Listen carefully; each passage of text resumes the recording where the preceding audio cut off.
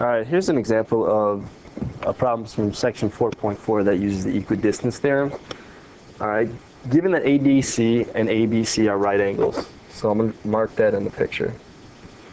All right, and then AB is congruent to AD. Okay, you want to conclude that AC is the perpendicular bisector of BD.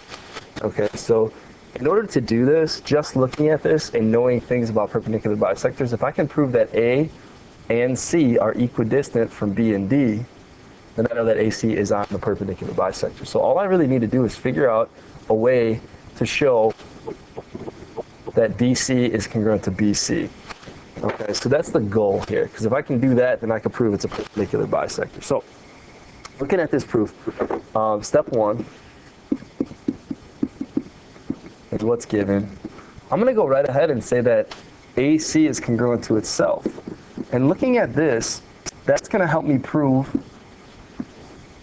this triangle congruent to this triangle by the hypotenuse leg postulate. So step three, so that's reflexive.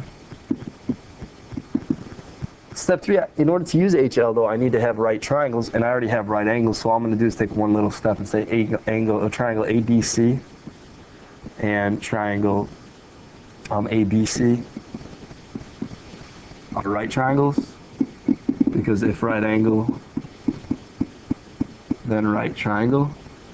Okay, now I could go ahead and say that those two are actually congruent by the HL postulate.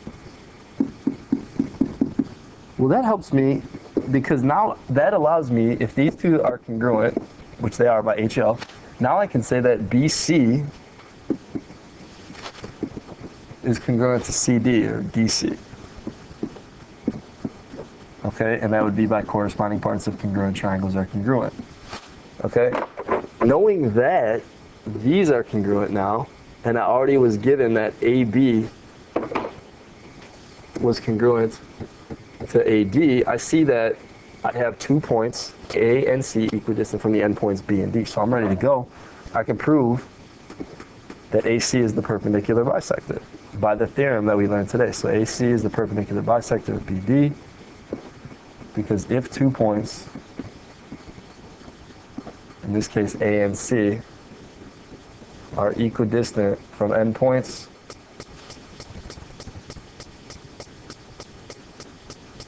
B and D, then they form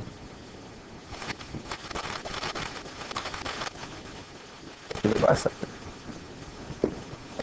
All right, 6-step proof. You had to prove the triangle is congruent first by HL, and then you had to use your theorem from 4.4. So good question. Kind of uses all the concepts that we used and learned today. Okay, I hope that helps you. And again, if you need to pause and review, that might be beneficial. But yeah, or ask questions tomorrow in class. All right, thanks, bye.